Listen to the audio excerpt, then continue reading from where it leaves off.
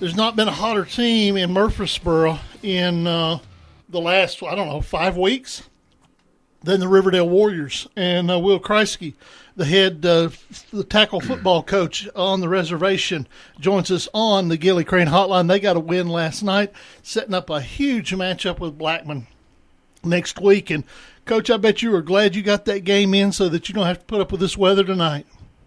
Yeah. I don't even know if it rained at all here in Murfreesboro. My kids got on to me because in the 3 years that I've been the head coach over at Riverdale, we hadn't been in the gym one time to practice. I make them go outside every day. And yeah, that's kind of the thing that I learned from Coach Adelot. I don't think even when he was in charge, we went in the gym much, and then we moved the game to Thursday because of the weather. But I think it was good for us, good for our kids, and then just give us. I mean, it wasn't talked about, but it was everybody back in everybody's mind.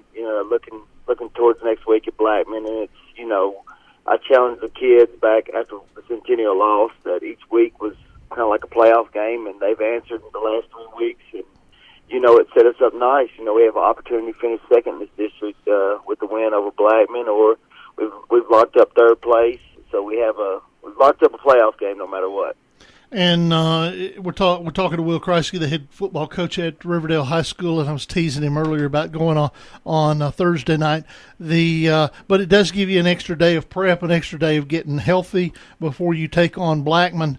And this is going to be a matchup that everybody talks about. It'll probably be the hottest ticket in Murfreesboro next week, and there'll be a lot of eyes all over the state watching this matchup, won't there? Yes, sir.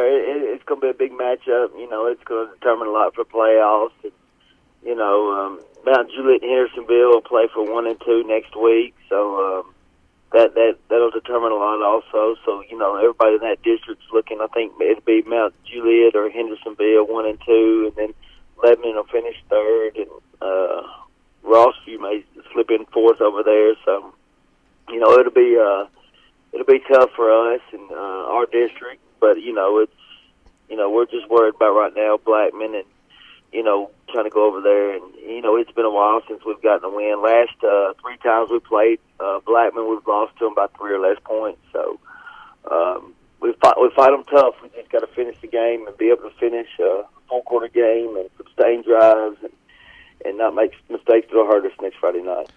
As young as your team was this year, and as you – I don't want to say you struggled early on, but you knew that there was some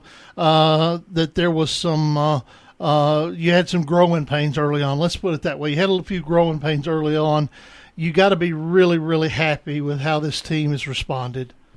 Yes, and that's the positive that I would tell people all along. This team was going to get better. I knew they were going to get better.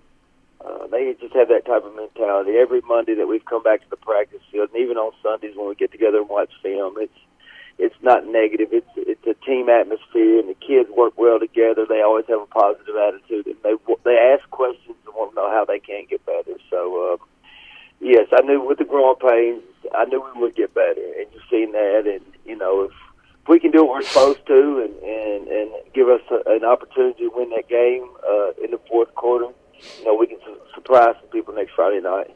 Health-wise, are you guys you're in pretty good shape going into the game next week? For the most part, we are. We did have a kid back in Cook will break his leg, CJ Cartmel, so he's still, he's going to be out the rest of the year. Jared Russell he broke his ankle week 1 against East Nashville, and he's been released doing some rehab stuff, so he's almost fully cleared to come back. So for the most part, we are pretty healthy.